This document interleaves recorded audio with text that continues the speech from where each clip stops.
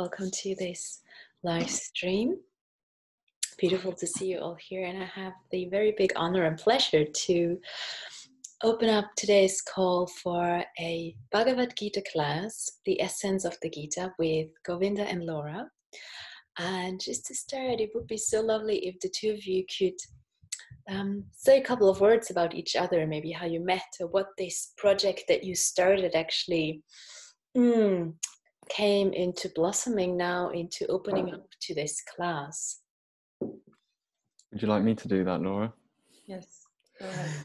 Okay, well, yes, good evening. I am Govinda, and this project was a bit of a blessing from this COVID-19 times, because Laura actually asked me if I would like to join her in reading through the Bhagavad Gita, a chapter at a time, and in order to kind of understand it together. So what we would do is like a mini book club between the two of us. We would read a chapter at a time and then get together on FaceTime from our isolation and just talk it out and try and make sense of this quite profound, complicated philosophical text. So that's how this project came about, really. We met here in Marseille. I work we both work in the restaurant kind of industry. Laura owns a couple of restaurants here in the south of France, and I work in a cafe. So we kind of crossed paths that way, and found out that we're both kind of on a spiritual journey, should we say? So yeah, we've been connecting ever since. Beautiful, thank you. So yeah, I hope everyone is ready with a cup of tea. Yes, that was a prerequisite. Yeah, that was the prerequisite. So yeah, how about you guys go ahead and share your beauty with us, your amazingness and the amazingness of the Gita. Sure, thank you. So the Bhagavad Gita, I'll give a short introduction to the origins and the significance of the text. So the Bhagavad Gita translates as the Song of God. It's written in Sanskrit, and so an ancient language from the Indian subcontinent. And it sounds very melodic, so I like that word, Song of God. If you ever hear it being recited in Sanskrit, which unfortunately we won't be doing tonight, it's very very beautiful to listen to. Its writing was attributed to sage Vyasa, and its earliest written texts date back to around 2700 BC, and I imagine it was passed down through generations orally before that. So goodness knows how old it is. It's arranged in verses or shlokas, which are quite short and punchy. There's normally 1 or 2 sentences to each shloka, and there are 18 discourses or chapters. Those 18 are broken down into 3 sections. So the first 6 are on action or karma. The middle portion is relating to worship or bhakti, and the final third relates to knowledge or jnana. And the text covers lots of themes, which we will try to explore in the coming sessions, but covering reincarnation, human knowledge, worship, God, the self, and detachment and dharma. And the text is quite small. My book's like a pocket-sized version of it, comparatively small. And I say that because it's actually set in the middle of an epic volume of work called the Mahabharata.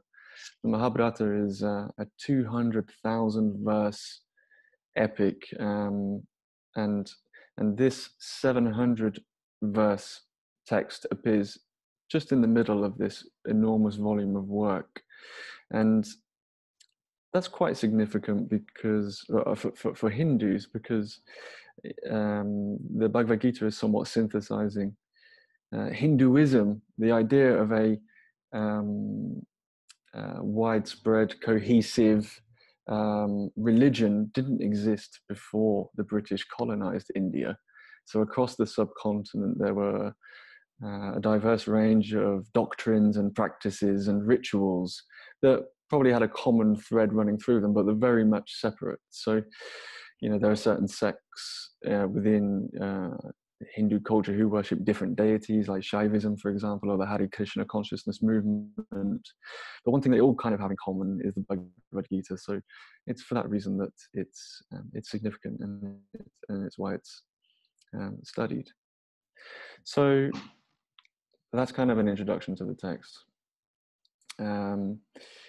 And I'll introduce the two main characters now. So first of all, we have Arjuna. And Arjuna is a warrior. He was born into this caste. So if you're familiar with Indian culture, there is a caste system. And the warrior is a type of caste. And these castes are all defined within the Bhagavad Gita. He's the leader of the Pandavan army. And he's a great archer. Very poetically demonstrated in the Mahabharata. He can shoot arrows faster than the rain, and his aim was so precise that he could shoot the eye of a bird. So he's not just any old warrior, he's the leader of an army, and a great one. And the second character is Lord Sri Krishna. He's a worldly incarnation of Vishnu, and if you aren't familiar, Vishnu is 1/3 of the Hindu Trinity, including Shiva and Brahma. And Vishnu is generally considered the preserver of the world, and he's credited with intervening in human affairs. So Vishnu visits the world in the form of Krishna here in this text. It's a wide belief that Vishnu is a supreme Godhead, not just any old deity. He's the ultimate, and in the Bhagavad Gita, Krishna is acting as Arjuna's charioteer and his counsel. So he's here to give advice, and he's going to teach Arjuna the paths of yoga. So yeah, that's kind of an introduction to the text and two main characters that we find within. So Laura. Yeah, thank you. So as Rob said, we started reading the Bhagavad Gita, but we didn't actually read it in order. So we didn't start with chapter 1 through chapter 18. We sort of read it like we actually just flipped through it, and was like one person would say stop, and then we'd stop, and then we'd just read that part. So it's not, I mean, we're trying to give sort of, we're going to go over a couple of shlokas here from chapter 2 and chapter 4 that cover really interesting aspects that we want to talk about, and obviously open to questions and discussion, because we absolutely don't have the truth, but we just are on the path to seeking it, obviously. And so I'm just going to go forward here and set the scene for what's going to be the beginning of our study today of chapter 2. So in chapter 1, what happens is that, like Rob was saying, Arjuna is a warrior, and he's now, the Bhagavad Gita is set within the Mahabharata right before an epic war. So it's a culminating point in the Mahabharata between the two armies that are actually from the same family, but one is called the Pandavas, one is the Kauravas, and they're about to fight in this epic battle in Kurukshetra, the field of Dharma. And so there they are. Arjuna is ready to, he's about to go into battle, and he asks his charioteer, Lord Krishna, to fly above the field of battle and take a look at what's in store for him. And so he gets there, and he sees that it's basically his entire family on both sides. So like, his uncles and cousins that he used to train with when he was a kid are on the Kaurava side, and his brothers and his, all his cousins also are on his side. And so it's very like, I guess, daunting. And in the text in chapter 1, so the war within, he is basically torn. So the war within is pretty self-describing, but he's torn between his dharmic duty, so his duty as a warrior, kshatriya warrior, that's one of the castes Rob was referring to, and his duty to his family, so obviously, which is kula dharma, the duty to not, hurt your family or your kin. So his dharmic wires are crossed, and he's faced with a huge sort of inner struggle, and so he's really confused and overwhelmed, and those are terms that he actually uses in some of the commentaries, at least I think in my book, but also in yours perhaps. And so he turns to Lord Krishna at the end of chapter 1, totally confused, saying, I'm not going to fight, I don't want to kill my family, like nothing, no winning of war could be worth this type of pain. And so he throws down his bow and arrow and is like, I'm not fighting. It's not happening. At which point he asks Lord Krishna for his help. And so this brings us to chapter 2, where Rob and I thought it could be nice to just look at, I don't know if you guys have the book with you, but I'll read you the shlokas that we talk about. There's definitely a really interesting part in chapter 2 where it talks about the true self. So a famous passage, shloka 219, shloka 218. The body is mortal, but that which dwells in the body is immortal and immeasurable. Therefore, Arjuna, fight in this battle. So again, we're obviously not going to be able to cover the in-depth intensity of the Gita in an hour or even half an hour.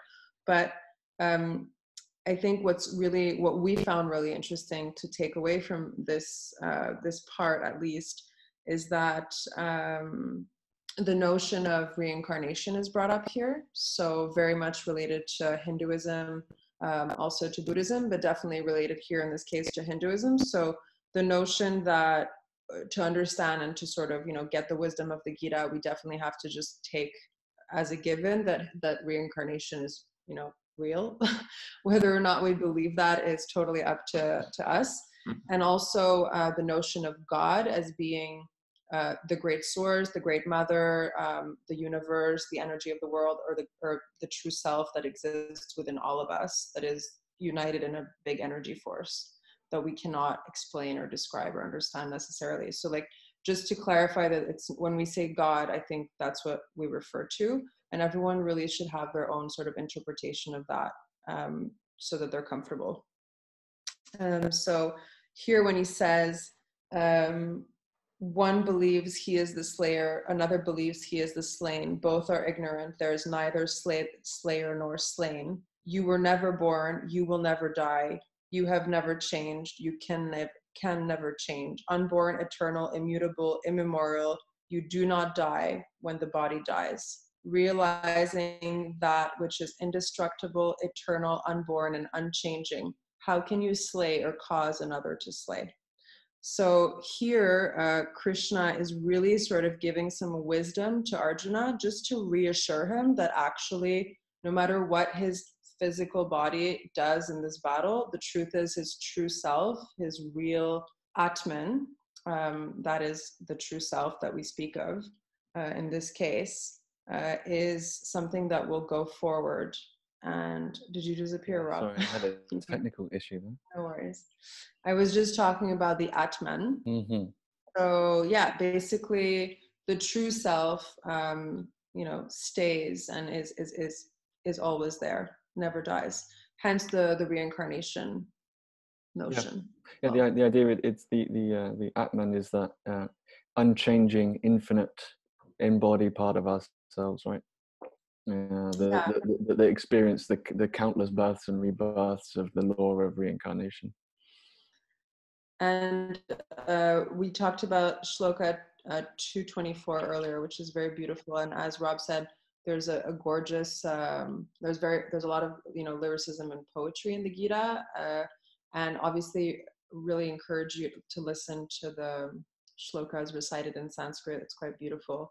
But 224 is quite nicely translated in my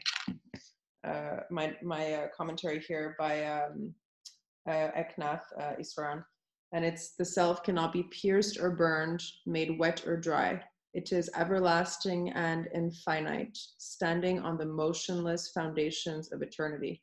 And that is beautiful, beautiful. Yeah. So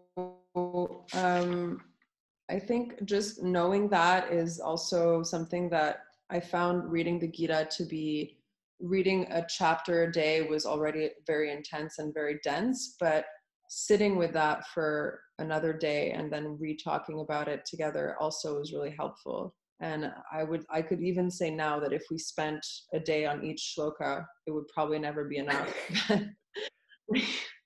We have to start somewhere. Sure. So the great, yeah. So here it was sort of this notion of the true self that we wanted to just address and explain, and then go forward with the notions of karma. And so talking about karma yoga and action versus inaction, working, the right to work but not to the fruit of the work, equanimity, things that are often talked about in I would say, well, I didn't do a teacher training, but I know that it's spoken a lot about in teacher trainings, and equanimity comes back often. But in the Gita, shloka 248 specifically is the first definition of karma yoga that comes up in the Bhagavad Gita.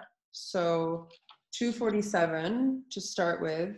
I think we're just going to go through 247, 248, and 249. So if you have them in front of you, that's great. If not, I'll read them regardless. And then we'll just talk a little bit about it. And then I'm definitely going to hand it over to Rob, because we chose this other chapter with Shloka 18, where we thought it could be really, there's a lot of parallels, and it's interesting to address that. So in turn, it goes as so. You have the right to work, but never to the fruit of work. You should never engage in action for the sake of reward, nor should you long for inaction. Again, keeping in mind, this is Krishna obviously giving his wisdom to Arjuna at this point, who's still very confused, doesn't understand how to go about making a decision about his dharmic troubles. So just again, it's always that's what's happening here. And so if we break it down here, it's kind of this is a really popular verse in the Bhagavad Gita. A lot of school children in India are familiar with it, and it's taught a lot, and it's taught a lot within the context of karma yoga. So, do your duty, but do not concern yourself with the results. So, Rob and I talk a lot about the I guess the modern application of the Bhagavad Gita in our lives, because this text was written a very, very long time ago. And we are faced with not a society, at least for us in the West, I would say probably, white privilege West, to be completely honest, where we were brought up with a lot of notions of,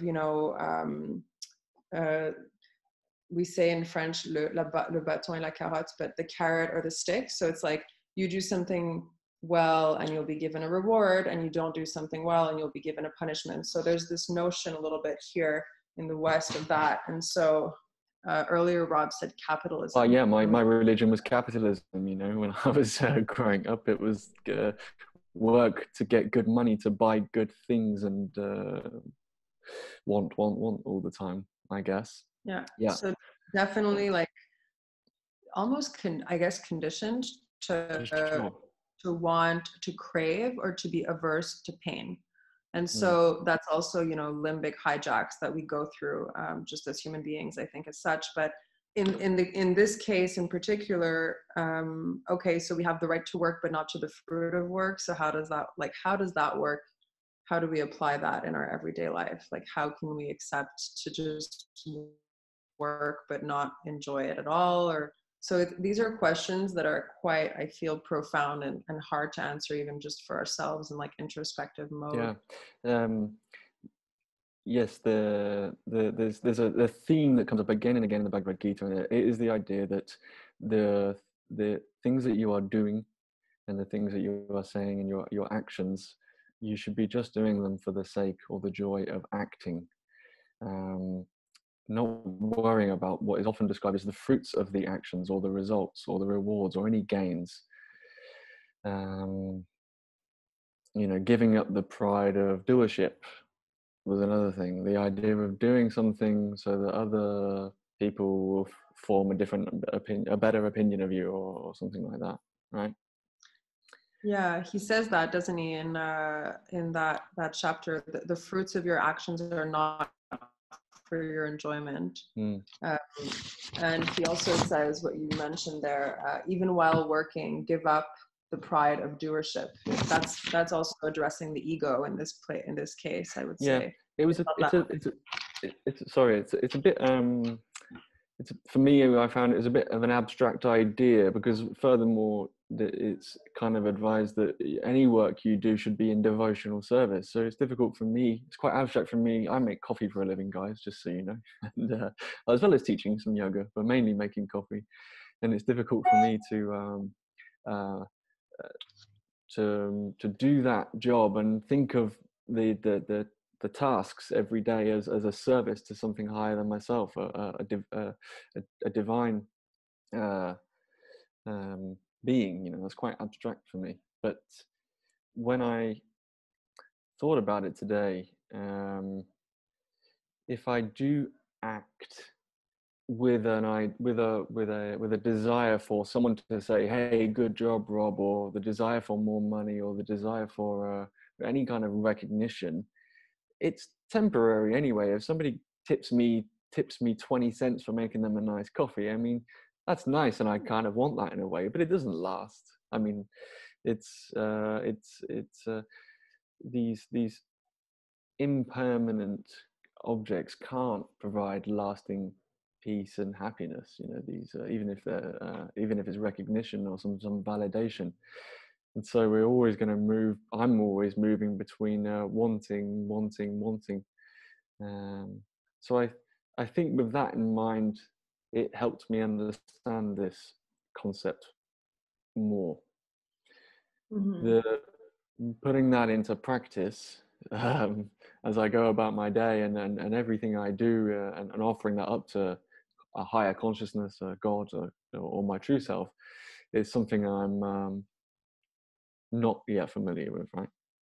Yeah, definitely. That's something that I think, struggled with a lot, is like grasping the actual practice of doing those things, because I do think probably it's just not something that it's not in our culture. And humbly studying these texts, like I said, from a very different cultural and, just generally like a different perspective, I think we always try to apply it to our current lives, just trying to use the wisdom here that's being given to Arjuna, who's facing this huge, conflict. Like, he's dealing with a major He's not making conflict. cups of coffee, is he? No, he's not like, oh, I'm not going to be able to like pay my, like in my case, like, oh no, maybe I won't be able to pay my employees at the end of the month because, I don't have enough money in my bank account. Gee, what am I going to do? He's like, I either have to kill my entire family, or I have to like, live in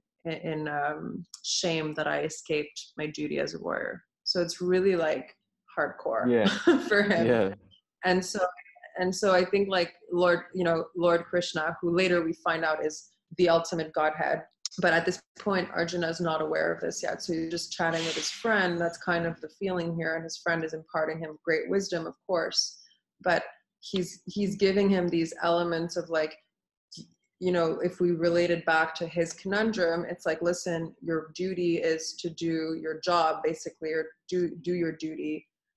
Don't concern yourself with the outcome. So if we try to bring that into our lives today, a surgeon, right, goes on to takes care of, operating table. There's a patient, he operates on the patient to the best of his ability, concentrated fully on the moment, doing his duty 100%, being present in that.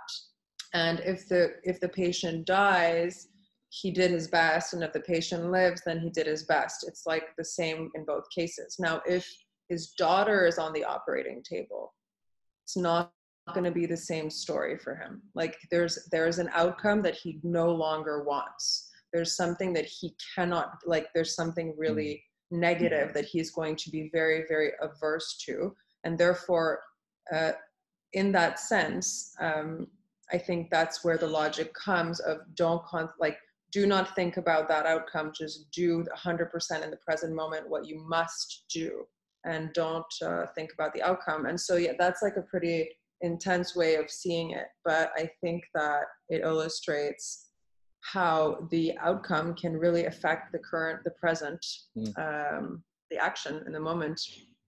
And so, just finishing on 247 here, just before we go into 248, which is actually the description, the definition of yoga, there's a really beautiful portion of not being attached to inaction. He says also at the end here is like, nor should you long for inaction, because inaction would mean, in fact, that you're giving up your duty, you're shying away from your duty.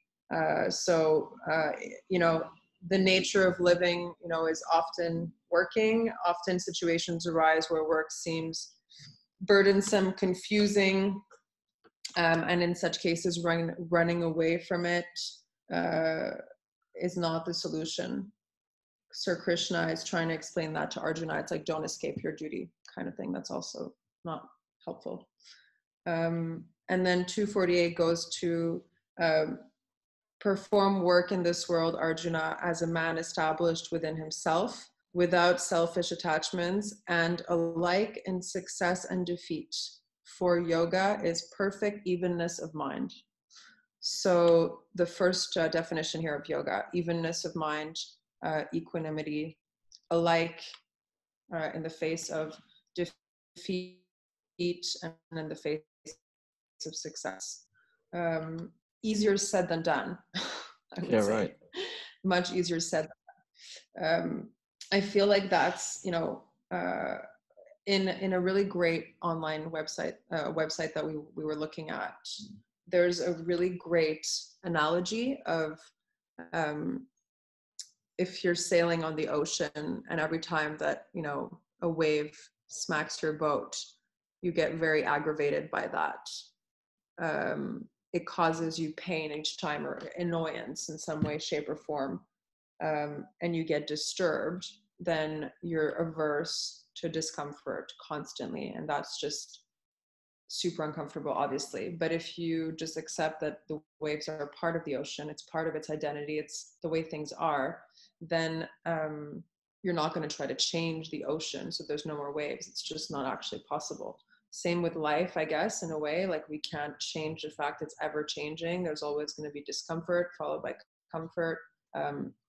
So yeah, I mean, it's easier said than done. Again, it's something we talk about with Rob. I think we've talked about it a lot, and we have many examples of how it applies to our current lives, and I'm sure you too.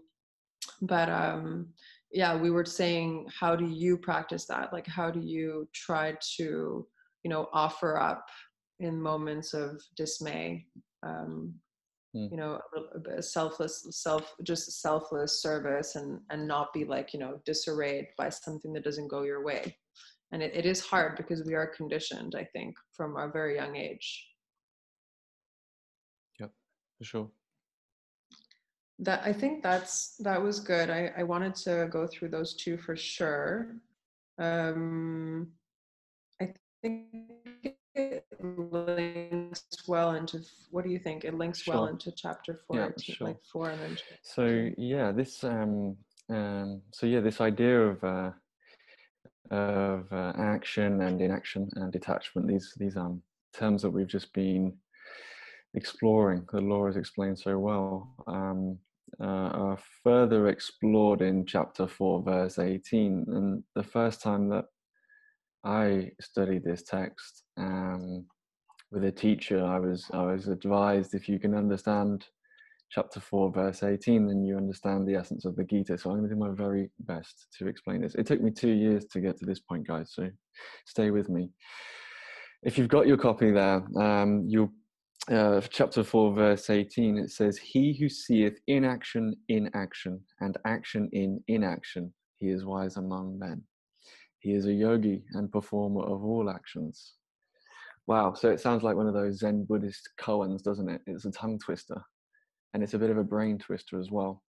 I'm just going to share something, attempt to share something with you guys, because I've just done a little bit of Sanskrit debunking.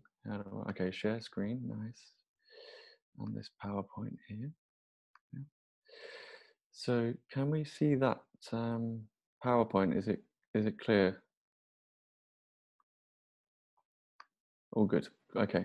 So we've got these two words, action and inaction, and they translate to karma and akarma. So in the Sanskrit version, in the shloka, it's karma, akarma, and those words come up again and again, like action, inaction, inaction, action.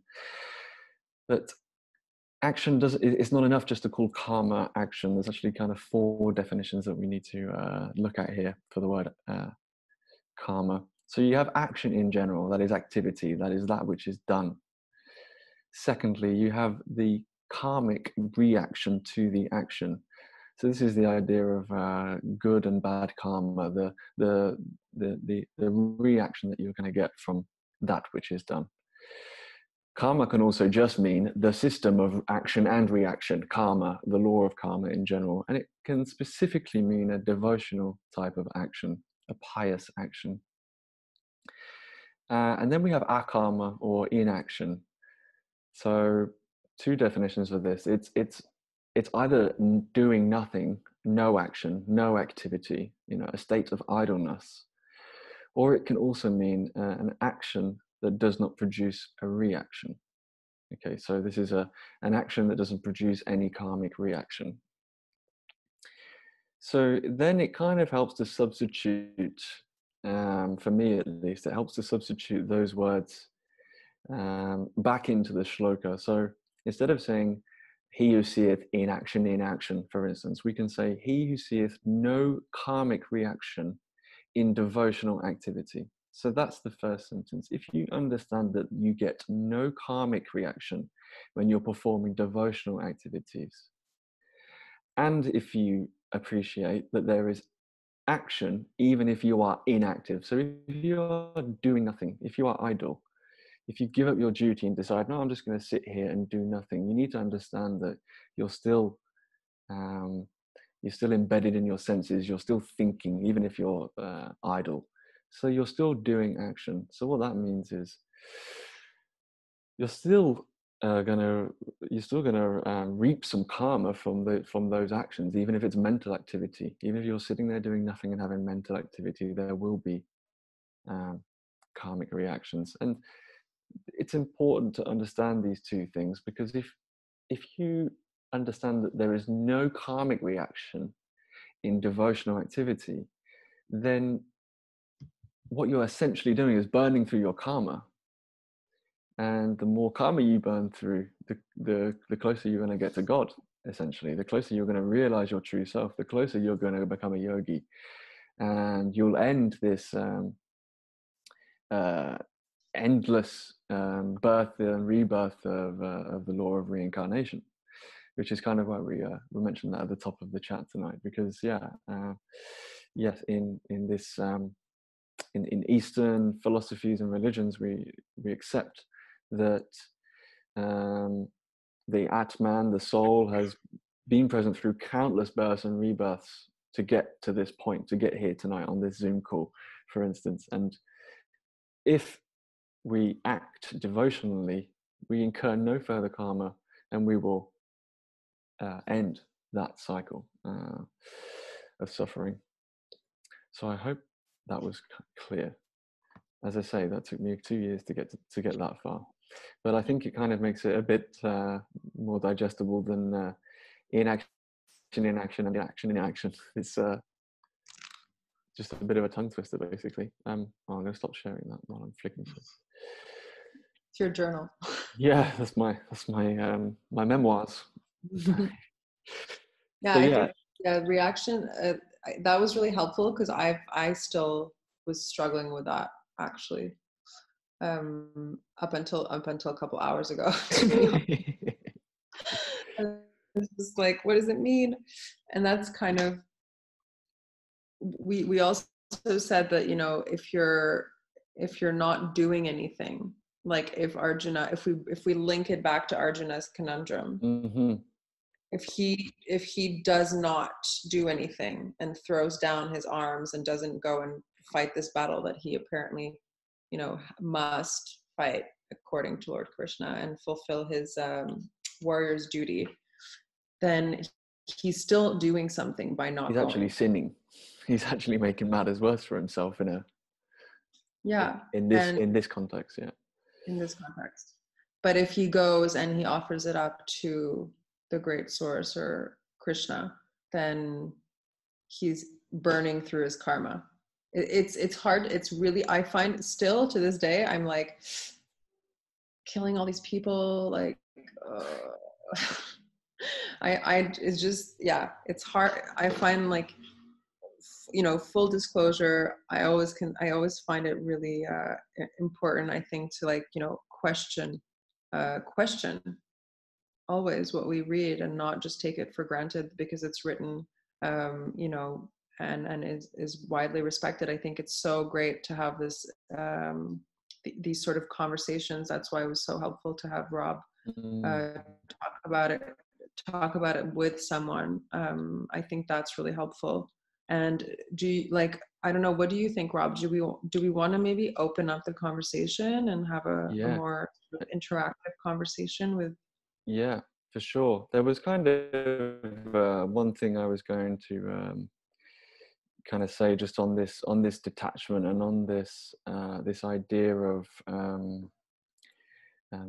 not worrying about the results, you know, because I realized that the wanting, the continual wanting that I've always had, like my true self has been the observer of lots of wanting in my life, whether it's toys when I'm a kid or money in my early 20s, and right now it's wanting to be fluent in French, you know, and it's this state of constant wanting and desire and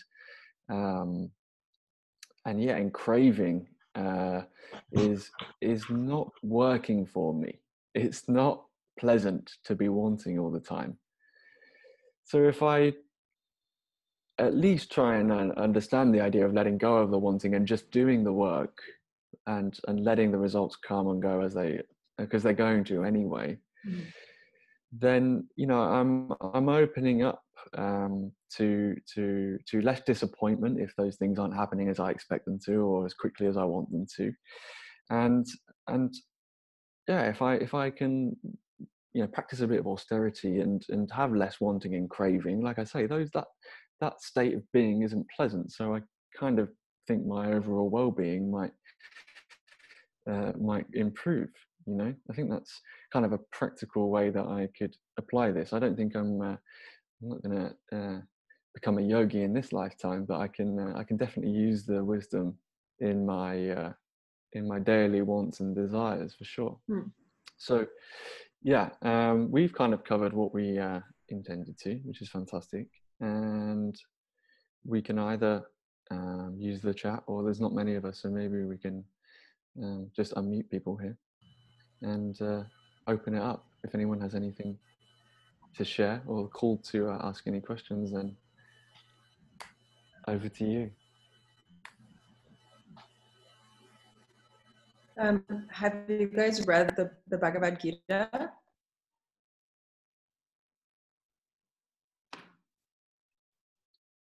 So I don't know who's answering, but you are my friend. Yeah, you Welcome can talk. to the chat. You can talk. I am. So I have, and well, I mean, read. That's a different. It has a different meaning to it, right? Of course, reading and actually understanding. That's a whole different thing. And so yeah, I mean, because we had to basically learn the Mahabharata at school. So I am from India. So Oh, great. we had to do it in school, and well, when you're in school, you just do it because that's what you do. But actually it's been quite interesting, because as growing up in a certain community and getting to learn, like it was kind of like a regular thing that exactly what Rob, actually what you were talking about, that was very nice to also hear that um, um, the and also Laura, what you were saying, like while growing up, what you're taught as what your expectation should be. And I think that has been very, I mean, as you grow up then, and earlier it was rote learning, just knowing these verses by heart. But as you grow up, you start putting your understanding and your experiences into it. And I think that helped a lot while growing up. Because then basically your parents or people around you, they used to just quote things from it and saying that, oh, but you say these things every day, why do you act like this now? And that shocks you a bit back into it. Like, oh yeah, of course I've been saying that all my life, so why shouldn't be surprised if things work like this or don't work like this. So that has been pretty useful until now, then for the current jobs and stuff. So it's been pretty useful to have that kind of a mindset, at least.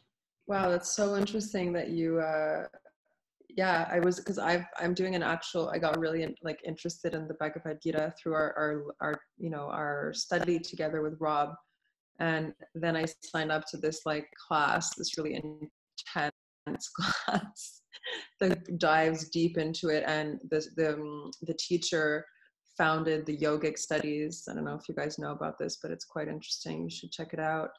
And it's a class about the Bhagavad Gita, and it definitely goes into the Mahabharata, and it goes into the Vedic studies, and it really goes deep into all those, the intensity of the Mahabharata is mind-blowing. And it is taught, we're taught the story of France or whatever, you're taught the story, this insane epic, which is, it must be so interesting for you to have that sort of knowledge just as already a backbone. And then reading this later, have you reread the Bhagavad Gita later in your life? Exactly. I mean, really getting back to it afterwards, you see it from a completely different point of view, because you have lived through experiences of your life, and then you kind of try to relate to, of course, as you said, it's not the same magnitude, right? Nothing is of the same magnitude, but I think the message still works. Oh yeah. Yeah, I think it's been said by teachers of mine that a Swami told me he'd read this book. He's been reading this book for 40 years, and every time he picks it up, he learns something new.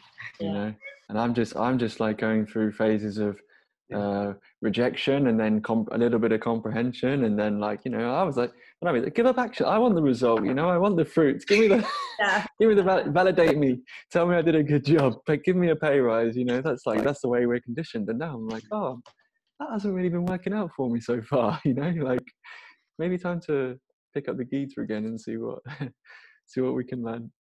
It's really funny because as we were going through it, obviously I grew up in Canada, and then afterwards I moved to France, but I grew up in Canada and I went to university. So and I'm a very studious person. I love taking notes, and I value knowledge. I find it super validating. So that's another subject we talked about with Rob. It's getting the validation that something, and then you have this knowledge you can share. But is it about ego? Is it really because you want to share selflessly because you're offering it up, right? Or is it just, because you're oh yeah, I know this thing, it's great. But I catch myself actually where I'm I think about the Gita. I'm oh, the Gita wouldn't agree with this behavior. It actually helps me to watch myself, which I find really great actually. But yeah, I look at the book, and because I'm rereading it through this class after I read it with Rob, and there's notes that are horrible chapter and I love this chapter, or gorgeous chapter, all these crazy notes that I find hilarious now that I look back on them. But it's like, yeah, it really gets to you when you don't understand. I find that we get easily frustrated because we want to get something. Again, it's back to that like grasping. So can we accept that and just accept that it's uncomfortable, that it's part of the process, that we have to go through this to then humbly return and try to understand yet again, go back to the drawing board, and just my thought on that. Laura, what you just said really made me smile, because in my hands I actually have the Bhagavad Gita that we studied during our yoga teacher training, and Rob actually went through the same yoga teacher training in the same tradition, and in the tradition that that we were educated and trained and initiated as yoga teachers, the Bhagavad Gita has a huge impact. And I just wanted to show you my notes on the like, it's German. Okay. It's like it's so funny, and I wanted to add to the 18th shloka, and also give a little bit of a bigger context, because if you haven't practiced yoga, or if you haven't been in touch with yoga in coming from the West, I think you wouldn't even have heard of the Bhagavad Gita. So, but as soon as you get in touch with yoga, and for instance, you hear people chanting some mantras before they eat the food, right? Or other things, like when you are asked, when you go to a monastery, to an ashram, and you're asked to do karma yoga, which is selfless service, everything of that refers to the Bhagavad Gita. So the Bhagavad Gita is kind of a backbone, and this is why I'm so happy that we have this discussion here today, to really open this up a little bit more, and to make it a bit more known. So in this chapter 4 that Rob discussed, there is this verse about the verse number 18, and in my notes, in my yoga teacher training, I remember we had to actually write a comment on this verse in our exam. So they made us memorize this verse, and they made us having our own thoughts about this verse that Rob just explained, that it took him 2 years. And my notes on it, like my interpretation on it, was that the non-action in action is basically the mind being in non-action as the body is in action. So it's like having a peaceful mind during the action that our body performs, or during the job that we are performing with the tool of our body, in this state of peacefulness in our mind. So this was my interpretation. I just wanted to add. Thanks for sharing. Thank you. Yeah, and also something, if you ever have the chance to go into a brain twister, I find that one, because I think we have a double voicing now. Yeah, if you ever have the chance to visit an ashram in India, usually Bhagavad Gita classes are offered, and I remember both in Amma's ashram, it takes a huge it's huge to go to Bhagavad Gita class. It's like this big thing, right? And it's fun as well. And I remember that since it was the first time that I got confronted with this text during my first yoga teacher training, I started getting curious, and I really wanted to read and understand the Sanskrit. So yeah, what I was saying is that I got so curious about this text, and I have a very in a sense, like, curious mind, like in a sense of scientific mind. Like, if something kind of like interests me, I want to go into depth, right? So this text kind of like caught my curiosity, and why was it everywhere around in the yogic practices, and how you practice a day, and what is that different perspective that we have in the West, like, right? It's like a huge clash of perspectives and lifestyle. So that actually brought me into studying Sanskrit. So then I went to university. I enrolled into Indology, it's called in German, and I had 3 years of Sanskrit, because I really wanted to be able to read the Bhagavad Gita in Sanskrit and to understand it, like to make my own interpretation of the Bhagavad Gita. And it's a really, really beautiful thing, I have to admit. And the Bhagavad Gita is written in quite simple Sanskrit. So it actually doesn't take you that long to to reach there. And it's really something I can everyone encourage to do. It's very rewarding. It feels very rewarding if this text kind of like catches you. So crazy. I was just saying to Rob, like that because I'm taking this study where it is in Sanskrit. Like, I mean, the guide translates not every single shloka, but he goes on in this. And I was saying that I wanted to learn Sanskrit to be able beautiful. That's so beautiful. Like that, yeah, that was like my start of why I started studying Sanskrit. And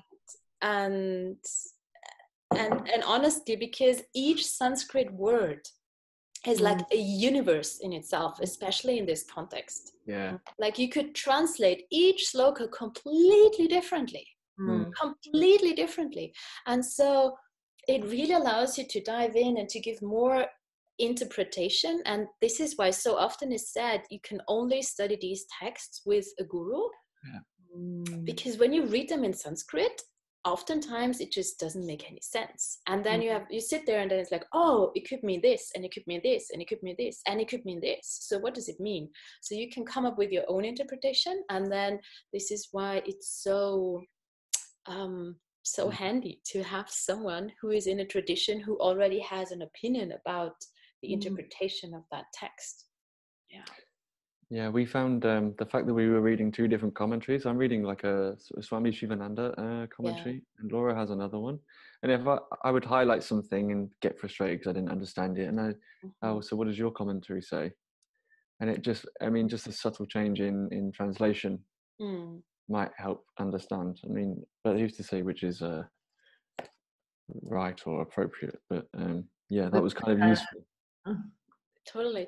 And you could even, there is online dictionaries, so you could even go back to the original shlokas. And if there is one word, for instance, in the commentary that it's like a bit wobbly or doesn't, is not so fluid, which for me, like that happens so often, which is why I really had to go into it.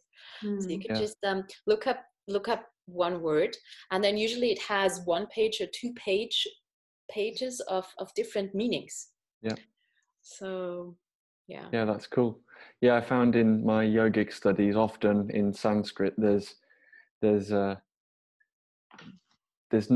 direct translation into English is often insufficient. Often insufficient. It's not like a 1-for-1 very often. So yeah, that's good. Yeah, those Sanskrit dictionaries online are pretty useful for sure. Time to learn Sanskrit, Rob. Well, I have a head start. Yeah, I'm best to catch up here. I know a little bit, a few bits and pieces.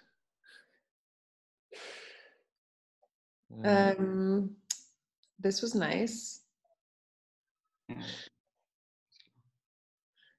So, do you guys want to say anything else? Francesca's happy. If you have any feedback for us.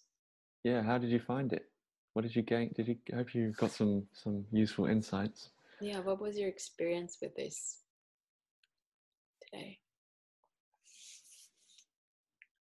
Is Francisca going to say something? So if not, I don't want to put you on a spotlight, but I don't know. I really enjoyed it. I think it was very nice, and yeah, it's. I mean, as you were saying, Claudia, that it needs to be done in a discussion, and that's why I think because there is no point just reading it. So it's always great, even if you just stick to one verse and get, as you just demonstrated, you just 2 verses, like you could spend an hour at least just talking how to translate it. So I think this was very, very nice. Thanks a lot. Thank you. Yeah, me, I enjoyed it as well.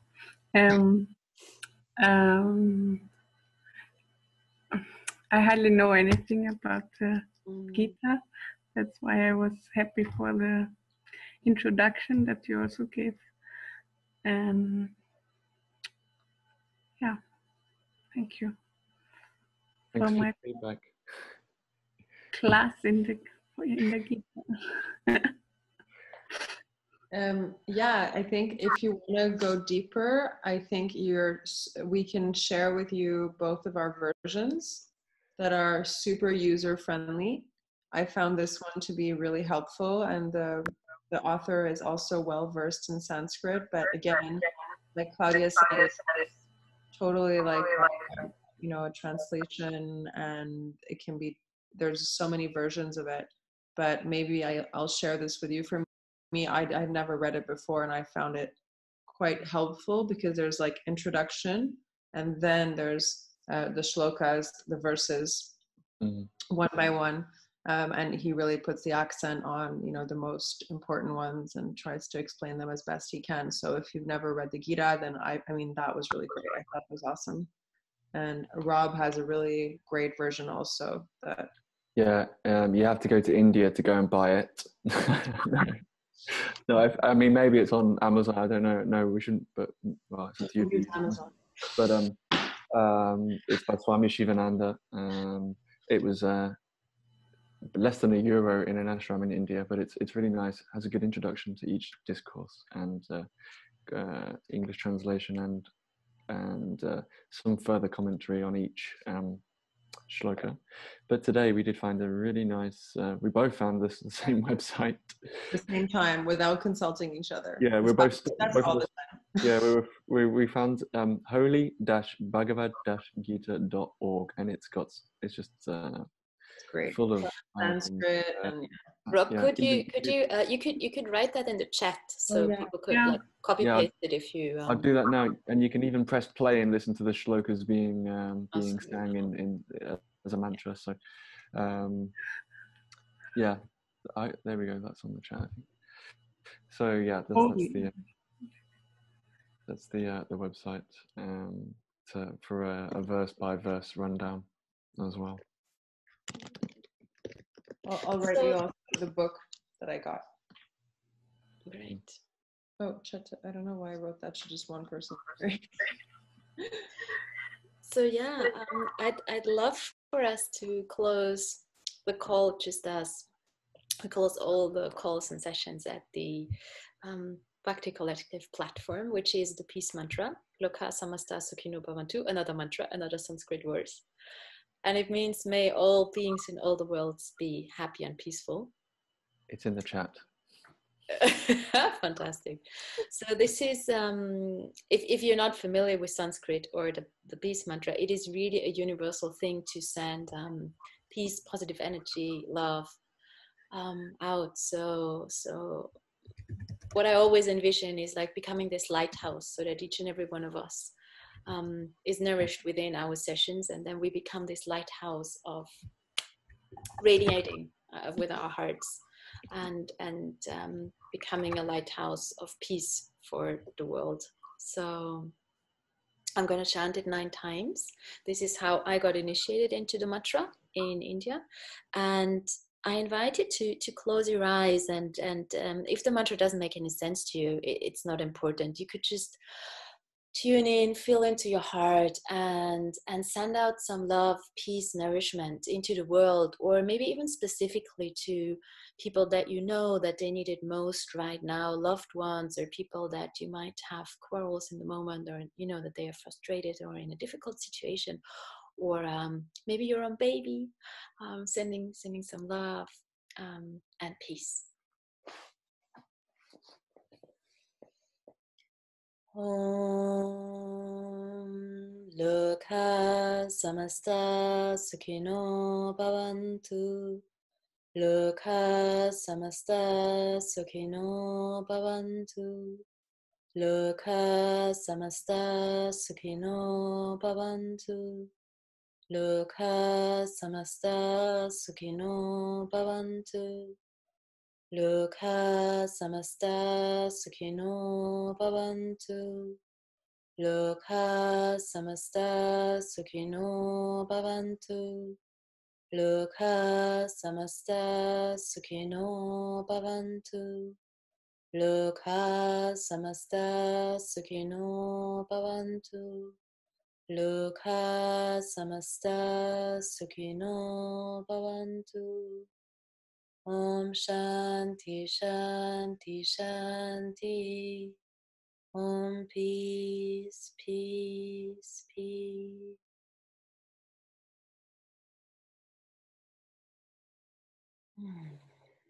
I invite you to take another deep breath in, sending a smile into your heart.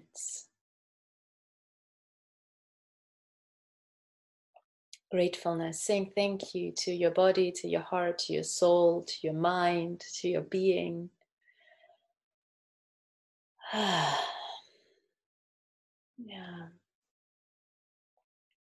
May all our actions add to this beautiful peace and harmony that we can create on earth.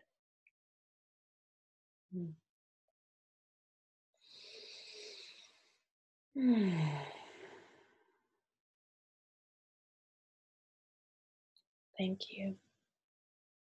Thank you, guys. So, yeah, I just wanted to also share what is coming up on the Bhakti Collective platform. So, on Saturday morning, we have a beautiful meditation live streamed from India, from an ashram. It's a heart meditation, 1 hour.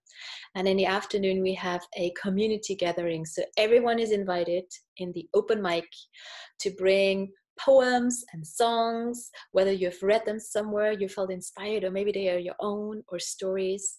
And it's a 2 hour session. It's being hosted by Gabby and the Bangkok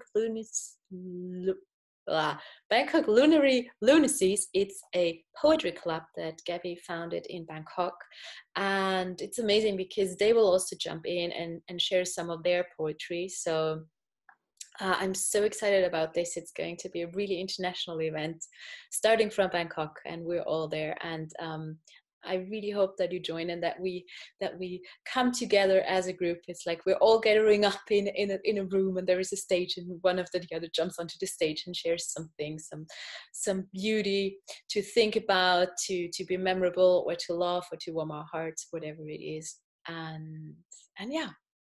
And then Monday morning, beautiful Rob Govinda will lead us into another Anapatisati meditation, 8:30 in the morning. Yes. All right. Cool. So I'm giving the word back to you, beautiful presenters. And Cool. if there is any final words you'd like to share, whoever was here on the call today.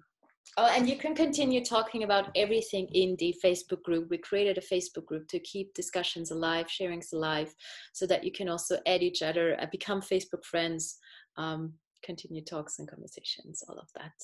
So the Facebook group link is in all of the emails. You can find it there. Thank you.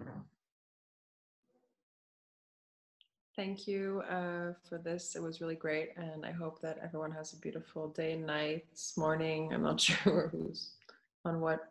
I think we're all in Europe. So good evening to all. Yeah. Thank you for showing up and allowing us to share this with you this evening. As I say, it's been a real positive for me. I'm grateful for Laura to have shared reading this, rereading this text, and so now it's our duty to share it with you. So thank you, and yeah, also have a good evening. And see you on Monday morning. Don't be late. All come to meditation. As you wish. Don't expect anything. Yeah, as you wish. Bye, guys. Okay. Thank you. Ciao. Bye.